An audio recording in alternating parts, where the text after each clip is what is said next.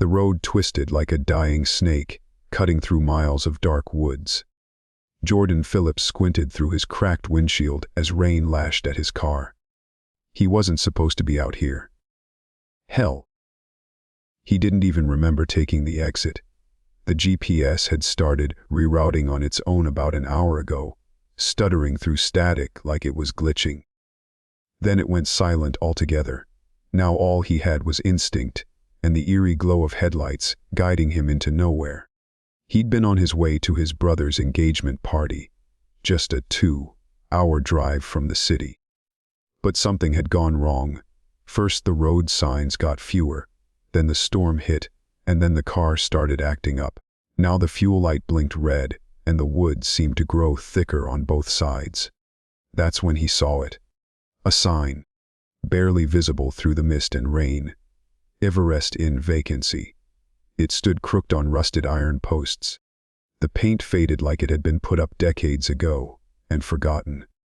But the letters glowed faintly, unnaturally, as if lit from behind by something not entirely electric. Jordan didn't think twice. The car was coughing like a dying animal, and sleep was creeping up on him like a sedative. He pulled into the gravel driveway and stared at the building ahead. The hotel rose like a skeleton out of the fog, 4 stories, tall and narrow, with wooden siding bleached gray by time. Moss climbed the walls like rot, and the porch sagged in the middle like it had once tried to collapse under its own secrets. He almost turned around. Almost. But the doors opened on their own. Warm yellow light spilled out, and a woman stepped into view. She was dressed like someone out of the 1950s. High, collared dress, buttoned sweater, tight bun. Her eyes were too wide. Her smile was too practiced. But Jordan's brain was too tired to register danger. "Evening, sir," she said cheerily. "You're just in time. Would you like a room?" Yeah, I guess," Jordan mumbled, stepping out of the car. "Just for the night. Car's acting up. Well, lucky for you we always have a vacancy." She beamed, then turned to walk inside, heels clicking against warped floorboards. The lobby was strangely clean. Outdated, sure. Everything smelled like mothballs and lemon polish. But it was well kept. Velvet chairs. A ticking grandfather clock. Brass keys hanging on a wall behind the desk, each labeled with a room number from 101 to 408. Jordan noticed the front desk bell had a small plaque beside it. "You may leave the hotel, but the hotel may not leave you." He almost chuckled. "Almost. Sign here, please." The woman handed him a thick ledger and a pen that seemed heavy for its size. As he scribbled his name, he felt something odd, like a faint pull in his chest. A quick dizziness, like something was rooting itself deeper inside him. "Room 3U6, she said, handing him an old-fashioned key with a tag. "Breakfast is served at 8 sharp. If you hear any knocking during the night, do not answer. It's just the wind." Jordan looked up. "Sorry, what?" But she had already turned, vanished into a side hallway without another word. Room 306 was strange, cozy even. The bed was firm, the linens fresh, and the wallpaper was that hideous golden floral pattern people thought looked fancy 50 years ago. But it wasn't creepy. Not yet. Just old. He tossed his duffel bag on the chair, flopped onto the bed, and stared at the ceiling. The rain had stopped outside, but he couldn't shake the sound of it. In fact, it still sounded like water tapping glass, except there was no window above him, only wood. Still, he figured it was just exhaustion. Just as his eyes began to close, a loud knock echoed through the room. Knock. Knock. He sat up straight. Another knock, louder this time. Then a low voice, barely audible through the door. "You shouldn't have signed the book." Jordan's breath caught in his throat. He stumbled out of bed, walked slowly to the door, and peered through the peephole. Nothing. Just an empty hallway. Then a second knock, right behind him. At the closet. He spun around, heart hammering. The door was cracked open just slightly, and something whispered from inside, something that didn't sound quite human. Jordan froze. his bare feet sinking into the creaky wooden floor as he stared at the closet door. That whisper. He couldn't understand the words, but the tone chilled him. Not angry, not sad, amused. Like something was toying with him. He grabbed the desk lamp from the nightstand, wielding it like a weapon, and took slow steps toward the closet. "All right," he muttered, forcing out confidence he didn't feel. "I don't care who you are, I'm not in the mood." He yanked the door open. Nothing. Just a narrow old closet with a brass rod for hangers and an empty luggage rack. No footsteps leading in. No hiding place behind coats, because there weren't any. But the air inside the closet was noticeably colder, and Jordan saw his own breath fog out in front of him. He slammed the door shut and backed away. "This is just an old place," he told himself. "Drafty. It's nothing." He turned on the TV to distract himself, flipping through static-filled channels until he landed on a grainy black and white movie. Except it wasn't a movie. It was the hotel lobby, live footage, but in old-timey grain. He watched as the front desk woman walked past the camera, her movements unnaturally smooth, like frames were missing. Then came a couple, maybe in their 60s, dragging matching suitcases behind them. They looked worried. The woman clutched the man's hand too tightly. Jordan could read the fear in their eyes even without sound. Then the feed cut to black. Jordan threw the remote down, breathing hard. Sleep wasn't coming. He knew that now. He got dressed, grabbed his phone and charger, and made up his mind to leave. The storm had passed. The night was quiet. His car might barely run, but he didn't care. He'd sleep on the roadside before spending another minute in this place. He stepped out into the hallway and was hit with a heavy, musty smell like mildew, sweat, and something worse. The air felt thicker out here. He walked briskly toward the staircase, noticing that every door he passed had a number and a small scratch etched under it. Some looked like tally marks. Some were words. He paused at one, room 312. Beneath the number, scratched in shaky letters, "What tried? We really tried." He kept moving. The staircase led down into what should have been the lobby. But when he reached it, the lobby wasn't the same. The velvet chairs were missing. The grandfather clock had stopped ticking, and there was dust on everything. Inches of it, as if no one had set foot down here in decades. The front desk was empty, no guest book, no keys. "No woman." "Hello," Jordan called out. His voice was swallowed by the silence. "Hey! Is anyone?" He stopped mid-sentence. A man stood outside the front doors. Dressed in a soaked trench coat, he pounded on the glass, shouting words Jordan couldn't hear. His mouth moved fast, desperate. Jordan ran to the door and yanked it open. Nothing. No man. No rain. No footprints. Just darkness and fog beyond the porch. When he looked down at the floor where the man had stood, no wet footprints. The ground wasn't even damp. The storm had stopped hours ago, or had it? As he backed into the lobby, the chandelier above flickered violently, casting long, warped shadows across the walls. One of those shadows moved, jerking, twitching, toward him. He bolted, found the nearest hallway and ran blind, floorboards groaning beneath him with every step. Somewhere behind him, he heard the closet door in room 306 slam open. Then the soft, dragging shuffle of feet. Not fast, not loud, but getting closer. Jordan ducked into a side hallway that smelled like bleach and copper. Dim red lights buzzed on above him. He turned a corner and ran into someone. A girl, maybe 19 or 20, dressed in an old bellhop uniform, soaked in blood. "Don't scream," she said quickly, grabbing his arm. "If you scream, it hears you. And once it hears you, it learns your name." Jordan stared at her, stunned. What the hell is going on here? She pulled him into a maintenance closet, shut the door, and kept her voice low. "They don't tell you. When you check in, they never do. But this place, it's alive. The guests don't leave. Not really.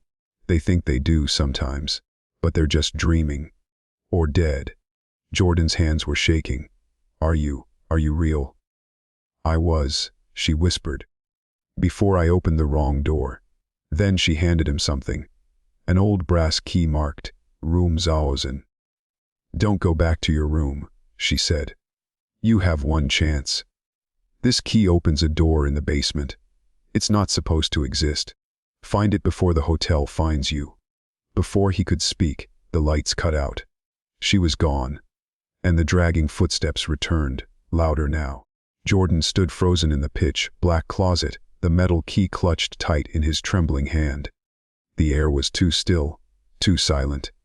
But then, like a slow tide crawling inland, came the unmistakable sound of feet dragging along old wood. Shoo! Shoo! Thump. It moved steadily down the hallway, unhurried, like it knew exactly where he was. Jordan's breath hitched. He pressed himself against the back wall of the closet, trying not to move, trying to become smaller than his own shadow. He didn't know what that thing was, but he knew it was hunting him now. Whether it was the hotel or something older, something that had become the hotel, it didn't matter. All that mattered was survival. In his pocket, his phone buzzed. He jumped. He didn't even remember putting it back in his pocket. Fumbling to silence it, he glanced at the screen. One notification. "Welcome to Everrest Inn. Enjoy your forever." No signal, no bars, not even a clock. The buzz drew the thing closer. The footsteps stopped just outside the closet. He could feel it, feel something, on the other side of the door. The silence screamed. A slow creak echoed. The door handle began to turn. In a desperate rush of adrenaline, Jordan threw himself out of the closet before the door could open fully. He didn't look back. Didn't dare. He ran. Down the hallway, through the dust, choked air, until he found another stairwell, hidden behind a torn velvet curtain. He took the stairs 2 at a time. Down, down, down. Each level he passed grew colder, the lights dimmer. The wallpaper peeled like dead skin, and strange black handprints smeared the walls. He didn't stop until the stairs ended abruptly at a rusted steel door. No knob. Just a keyhole. The brass key in his hand seemed to hum. He inserted it and twisted. The lock clicked with a heavy, ancient sound. Like something hadn't been opened in years. Or shouldn't have been opened at all. The door creaked inward, revealing a narrow passage lit by a single swaying bulb. The smell was worse down here. Rotten mildew and something metallic. Blood, maybe. Jordan stepped in. The hallway was lined with framed pictures. All black and white, all of people, guests, staff, families, children. Their eyes had been scratched out in every photo. Some looked eerily familiar. Then he saw one of himself. Same shirt, same haircut, same look of tired uncertainty. Dated 2 days ago. His heart stuttered. That wasn't possible. He kept walking. The corridor ended at another door. This one wooden and newer. On it was a room number 1000. He unlocked it with the key. Inside, the room was completely different from the others. Modern, sterile, almost like a hospital ward. Machines lined the walls, monitors, screens with brain wave readings. IV drips, though none were connected to anything. At the center of the room was a single chair, bolted to the floor, facing a mirror, and Jordan stepped closer, and realized the mirror was not a reflection. It showed a version of himself. Same face, same body, but sitting in that chair, hooked to wires, his eyes glazed and mouth open in a silent scream. The machines blinked beside him, steady and rhythmic. It was him. But not here. Somewhere else. Somewhere deeper. And behind that mirrored Jordan stood the hotel woman, her face melting at the edges, too long, too sharp. Her hands resting on his shoulders like a proud mother. Is this real? Jordan whispered to the empty room, but a voice answered from behind him. No, and yes. You're here because the hotel let you in. Now it needs you to stay. He spun around. The girl in the bellhop uniform was back, but she looked different now. Pale, hollow, as if whatever soul she had was leaking out. You said I had a chance to leave. She shook her head slowly. I said you had one chance to find the door. You found it. But it doesn't mean freedom, it means truth. And truth costs more than most can afford. Jordan felt the weight of it then. The trap, the lie. This wasn't a place you stumbled into. This was a place that chose you. They watch from the walls, she said softly, eyes darting toward the corners. They feed off the lost. That chair in the mirror. That's where you really are. You're just the echo. This version of you, you're fading. Jordan backed away. No, I'm real. I walked in here. I drove. My car. You signed the book. Those 4 words made his stomach twist. She reached out and touched his forehead. Don't let them take your name. Fight it. If you forget who you are, you become one of them. The walls groaned. A low, rumbling growl vibrated through the floor. They're coming, she said. This room won't protect you much longer. You have to get to the original ledger. Burn it. It's the only way to undo your check-in. Where is it? Jordan asked, his voice shaking. Top floor, she said. Behind the manager's office. But the hotel knows now. It won't make it easy. She reached into her pocket and gave him a torn map. Hand, sketched, scribbled with notes and warnings. Run. Jordan barely had time to thank her. The floor beneath him trembled like something massive was crawling underneath it. The light in the ceiling cracked, then burst, casting the room into sudden darkness. Only the faint blue glow of the mirrored screen illuminated his face, and what he saw made his blood freeze. His reflection wasn't sitting anymore. It was standing, facing him, eyes blank, head tilting slowly to the left, like it was curious. Then it smiled. Not his smile. Not a natural one. Too wide. Too sharp. Jordan turned and sprinted out of room 1000, slamming the door behind him. The corridor groaned. The air grew thicker, humid with dread. The girl was already gone. No sign she'd ever been there, except the folded map. He still gripped like a lifeline. The hallway twisted unnaturally now. What had been a straight path curved like a spiral, and the lights above flickered in a rhythmic, pulsing pattern. Not a malfunction. A heartbeat. The hotel's heartbeat. Jordan knew, deep in his bones, that the building itself was watching him, breathing around him, trying to reshape the path as he moved. He checked the map. Red ink circled the route from the basement to the manager's office on the 4th floor. It wasn't far, but in this place, distance didn't play by rules. He climbed the stairs 2, 3 at a time, the old steps groaning and shifting beneath him. Once, a step cracked and nearly swallowed his foot whole. Another turned wet with something slick. He didn't stop to identify it. On the 2nd floor landing, the wallpaper pulsed like skin. A door creaked open by itself, revealing a dimly lit ballroom. Jordan didn't even glance inside. He knew better than to look. Whatever was behind those doors wanted him to look. The hotel whispered as he passed. Voices, not loud, not clear, just fragments. You forgot your name. She left him for the hotel. Bled for 3 days. Room 210 is still alive. Jordan covered his ears and kept going. 3rd floor. 4th. The hallway outside the manager's office was pristine. Polished wood, fresh flowers in a vase, paintings that looked too new, as if they'd been painted today. All of it a lie. The map had one warning scribbled in all caps near this section. Do now trus teach do. The office door stood tall and perfect, brass handle gleaming, frosted glass with the words, Managiard EGR par UITT. He reached for the handle and paused. The handle twitched, only slightly, but enough. Jordan stepped back, thinking fast. He scanned the hallway, looking for another way in. There, a supply closet next to the office. He opened it, mops, buckets, and a vent cover just loose enough to pull free. He didn't hesitate. Crawling through the narrow duct felt like being swallowed alive. But he pushed forward. The air was thick and buzzing with static, like a distant TV was stuck between stations. Something skittered past him once, tiny claws on metal, but he didn't stop to look. Finally, the vent opened above the manager's office. He dropped in. The room was too perfect. Tidy desk, soft leather chairs, a globe, bookcases lined with ledgers and guestbooks, but only one looked old. It sat on the desk, covered in dust, with a leather cover nearly black from age. The original ledger. He opened it.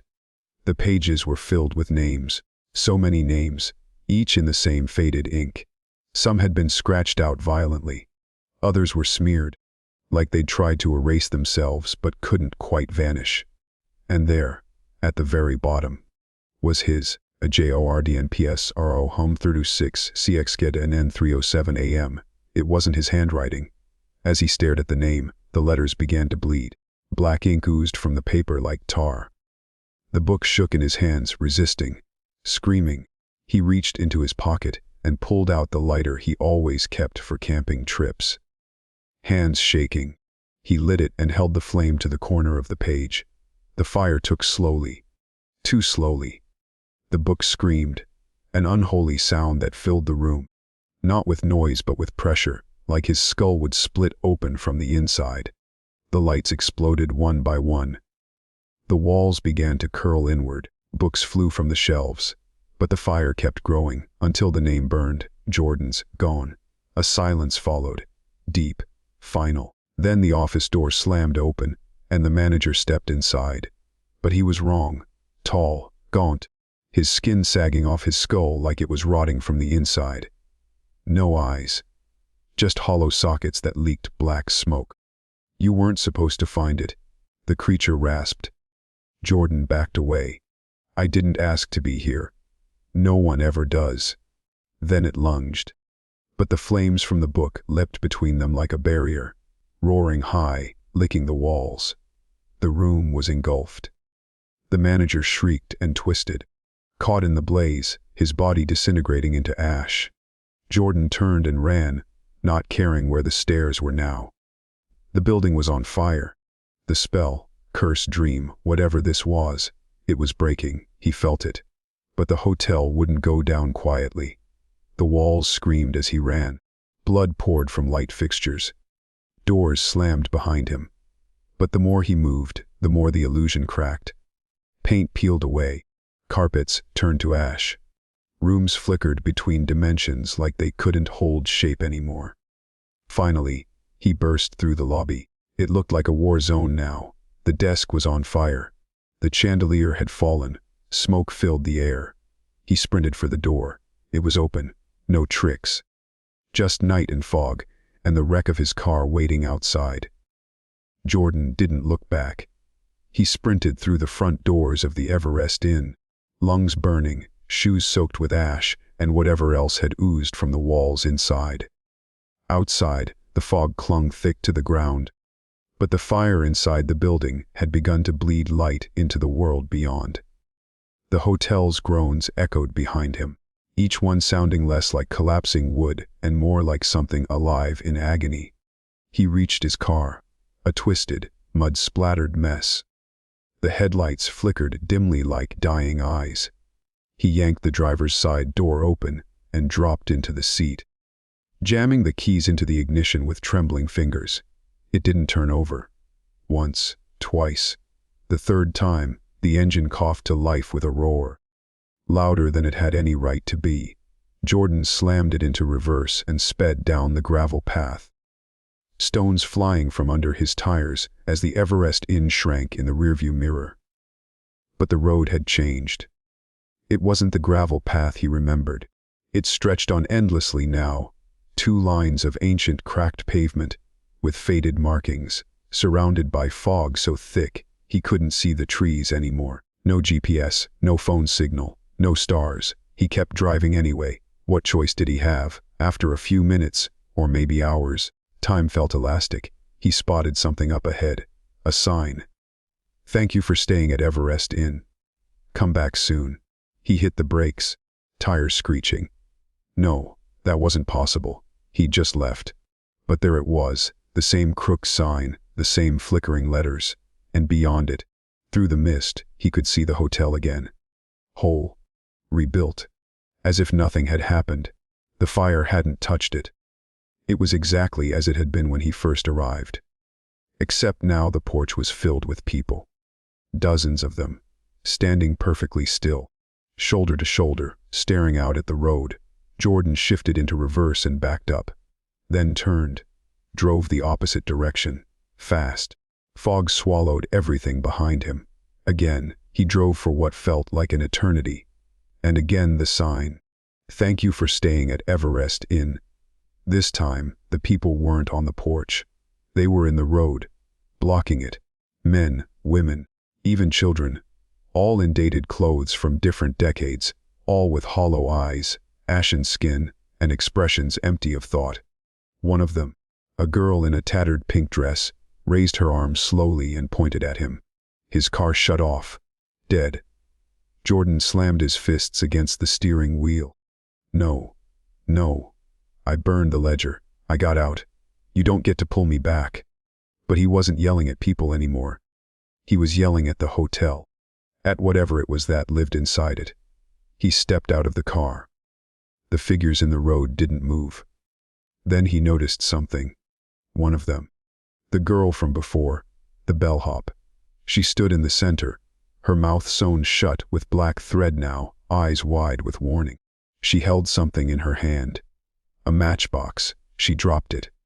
As it hit the ground, flames erupted across the fog like a trail of gasoline had been spilled.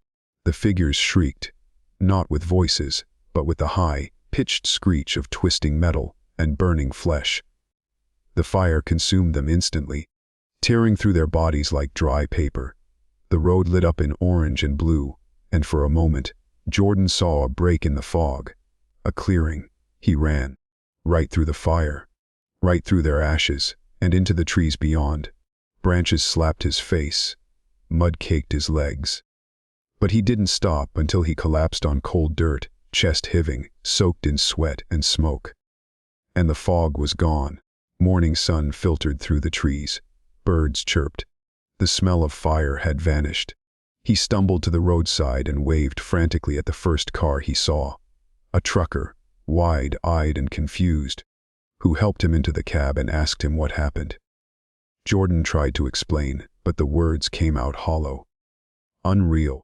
How do you explain a place that eats people and spits them back out as ghosts? By the time he got to the nearest town, hours later, he made a call to his brother. "Where the hell have you been?" his brother barked. "It's been 5 days." "5 what?" "You said you'd be here Friday night. It's Wednesday, Jordan. Are you all right?" Jordan didn't answer, just stared at his reflection in the truck window. He looked the same, but his eyes, something behind them had changed.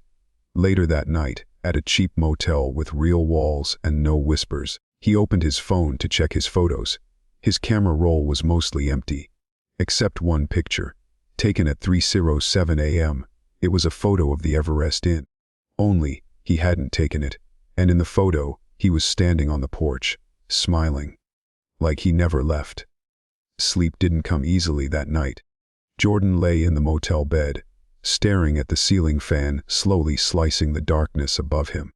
The motel's humming fridge and the occasional car passing on the highway outside were small comforts. Reminders that this place, at least, was real, tangible, not alive, not watching him. But his phone sat on the bedside table, screen face, down like a quiet threat. He hadn't touched it since the photo appeared. Still, it buzzed every now and then, with no number, no notification. Just that low, unsettling vibration. Like it was whispering, "We're not done." Around 3 a.m., Jordan finally drifted into a shallow sleep, the kind where the line between dream and reality smudges like charcoal.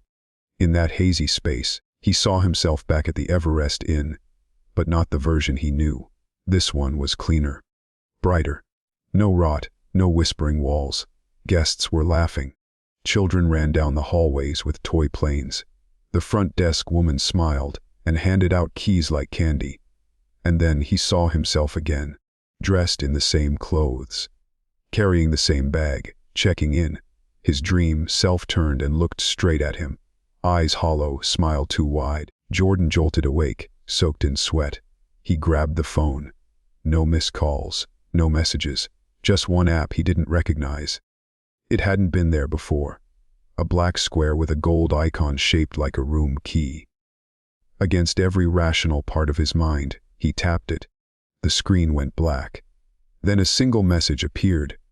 You checked out, but you didn't sign out. The app closed itself. Jordan threw the phone across the room. It clattered to the floor and went dark. He didn't sleep the rest of the night. The next morning, he packed his things, paid cash, and hit the road before the sun was fully up. He didn't have a destination in mind, just a direction away. But the farther he drove, the more signs he saw. Literally. Billboards for hotels he'd never heard of. Need rest. Come stay at Everrest. Wine never close. Vacancy always available. Each one looked older than the last. Each one had a version of the same crooked house, its silhouette burned into the sky like an old nightmare trying to be reborn. Jordan stopped at a gas station in some nameless small town hours later. As he pumped fuel, he glanced at the Mini Market's corkboard near the entrance. Among the lost pet flyers and local events, he saw a photo, a black and white shot of a man. Underneath it, missing since 1973. Last seen checking into a roadside inn. The face wasn't his. But the expression, exactly the same. Wide eyes. That quiet, trapped panic behind a forced smile. He walked inside, bought water, and asked the old woman at the counter. Ever heard of a place called Everrest Inn? She didn't look up. Just scanned his bottle and said, that place has been gone for years. Burned down in the 80s. They say it still shows up sometimes, but it ain't real. Just a ghost of something that shouldn't have ever existed. He hesitated. Can something like that come back? Her eyes finally met his. Some places don't die, she said softly.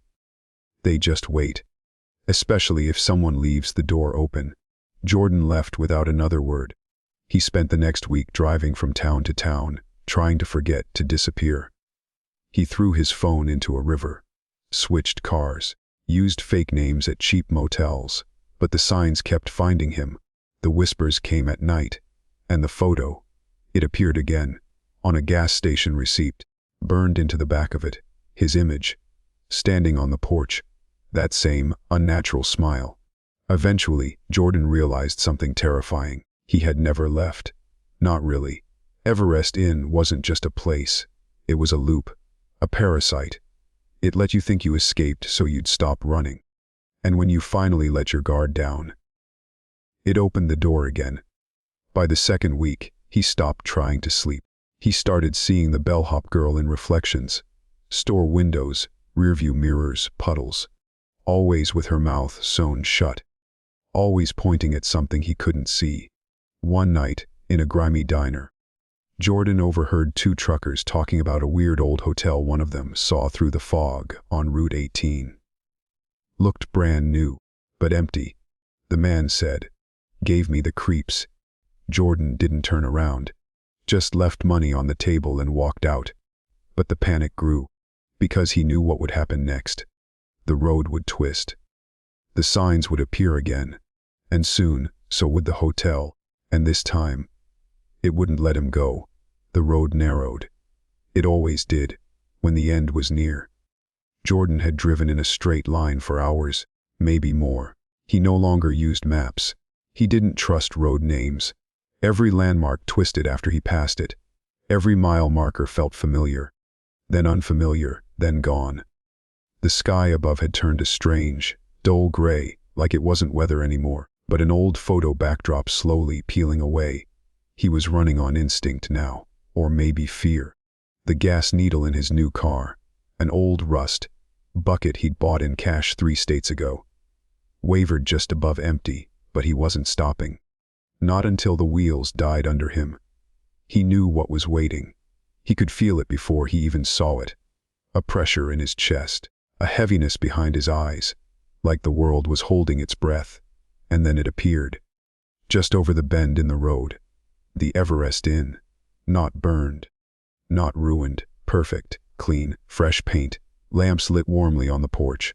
A breeze ruffled the flag out front, gold-stitched letters on deep navy, "Hospitality Forever." And waiting on the porch was him. Jordan braked so hard the tires screamed. His double waved. Same clothes, same face. But this version of him looked peaceful. Too peaceful. Smiling like a man who'd finally stopped running. Jordan stumbled out of the car, heart slamming against his ribs. "No," he muttered. "No, no, no, Jordan," the voice said behind him. He turned. The bellhop girl stood on the roadside, her uniform torn, her skin nearly translucent now. The stitches over her mouth were gone, but she didn't speak, just looked at him with hollow eyes. "Why me?" he asked. "Why does it keep coming back?" She raised her hand slowly and pointed, not at him. Behind him, Jordan turned, and for the first time, saw the truth. There were others. Dozens of people, standing just beyond the tree line, some in modern clothes, some in suits from the 60s, some in rags, all staring at him. Not ghosts. Reflections. Each one was someone who had checked in and failed to escape. Some of them held signs, torn, scrawled in blood or ink. "Burn the heart. It's not a hotel. It's a mouth. The room remembers you." One of them was a woman, cradling a baby. Both were flickering. She looked at Jordan with desperate eyes. Then she vanished. Jordan turned back to the hotel, and the version of him on the porch was gone. The lamps were flickering now. The building seemed taller, wider, like it had grown a little more with every failed escape. The front door creaked open by itself. Jordan stepped back. "I'm not going back." The bellhop girl shook her head slowly. Then finally, she spoke. "You don't have to go in. Not if you finish it." But the fire wasn't enough. "You burned the ledger, not the heart." Jordan blinked. "What the hell does that mean?" Her voice was faint, barely audible. "The hotel feeds on names, memories, but it was born from something deeper. There's a room, lower than any map, older than the rest, buried beneath the original foundation." Jordan's mouth went dry. "You're saying the place has a core?" "A heart," she said. "And if you reach it and destroy it, you end the loop. For you. For all of us. How do I get there?" Her eyes darkened. "You die." He stared at her. "Excuse me. It only opens for guests who've stayed too long, who've let it in. You burned your name, but your soul's still tethered. You're almost free. Which means if you die now, the door opens, you'll see it. You'll find it. But once you go through." Jordan didn't have to ask. She didn't have to finish. There was no guarantee he'd come back. A one-way door. A final shot at ending the nightmare. The hotel's doors creaked wider. Shadows gathered at the windows. He felt it calling, like it knew he was hesitating. Jordan looked at her one last time. "Will it let me die?" She shook her head. "It'll try everything to stop you. It doesn't want freedom. It wants forever." The decision settled like lead in his stomach. Jordan turned, opened his car door, and pulled the gun from the glove box. A small, .38 revolver. He'd bought it a few days ago for protection. Or maybe, deep down, he'd always known this moment would come. He took one step forward, then another. He felt the air grow heavier, the sky dim. The inn's windows began to ripple. He pressed the barrel to his chest, inhaled deeply, and said, "I'm ending this." Then pulled the trigger. Darkness swallowed him. But in that darkness, a door opened. One not made of wood or brick. One made of thought, of memory, of all the screams and footsteps and names the hotel had ever consumed. It welcomed him, because now he truly belonged. And beyond that door was the heart. Jordan felt weightless, not floating, falling, endless, slow descent through a black so dense it tasted like ash in his throat. No body, no breath, no time. Only a strange awareness that he was still him, still thinking, even though the bullet had torn through his chest just seconds before. Then, Like rising from deep water, he surfaced. He gasped, not air, not really, but something like it, and opened his eyes. He was standing in a corridor. Not the hotel. Not quite. This place was deeper. Wronger. The hallway pulsed like it was alive, its walls made of some twitching, dark red flesh that squelched beneath his boots. Dim lights swung overhead, but they weren't bulbs. They were eyes. Massive, veined eyes that blinked out of sync, watching him silently. Jordan took a step forward. The floor beat with a slow thud beneath him. Thump, thump, thump. The heart beat. He was close. The air was thick with rot and memory.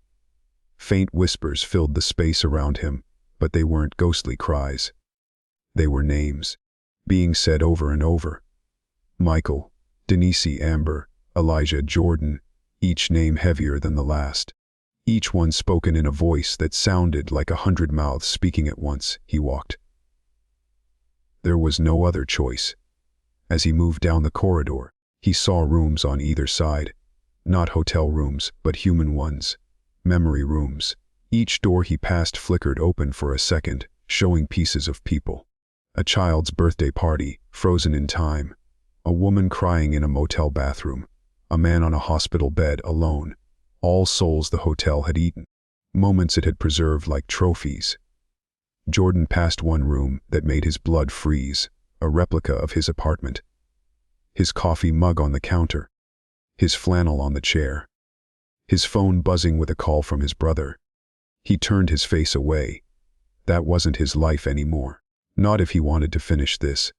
The corridor finally opened into a vast chamber. At its center was the heart. It wasn't metaphor, it was real. A pulsing, massive organ suspended by black tendrils reaching into the walls, the ceiling, the floor. It beat slowly, painfully.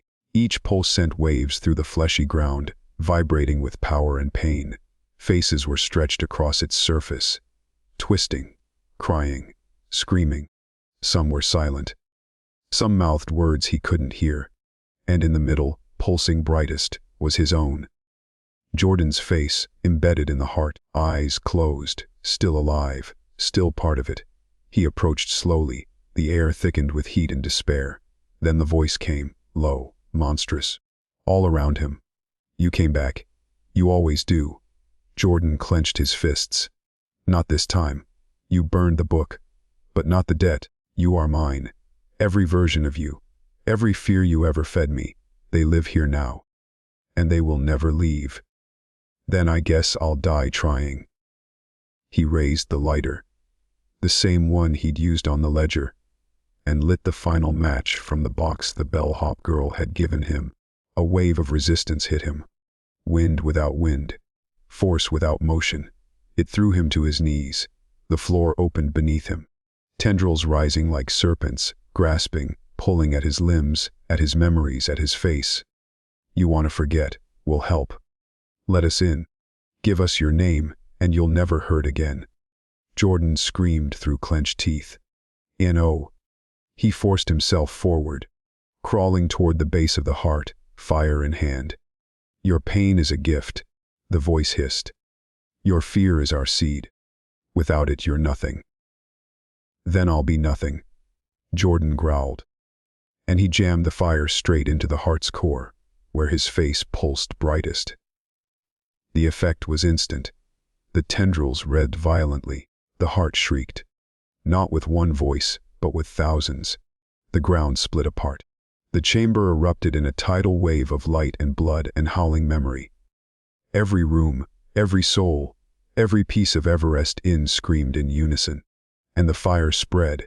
It raced up the tendrils, through the veins, into the walls and ceilings, and all the corridors he had passed. Faces peeled away. Names were released into the void. And as the heart began to die, it spoke one last time. If you kill the place that remembers you, then who are you? Jordan smiled through tears. Free. Then the heart exploded. When Jordan opened his eyes again, he was lying on the ground beside a desolate stretch of road. No hotel in sight. No fog. Just a cool morning breeze and the golden glow of sunrise breaking through the trees. He sat up slowly. His chest, where the bullet had gone, was whole. His phone, gone. His car, gone. Only one thing remained, a folded receipt in his pocket, blank, no charges, no name, no room number. Just 4 words, scratched in tiny red ink at the bottom. You signed out.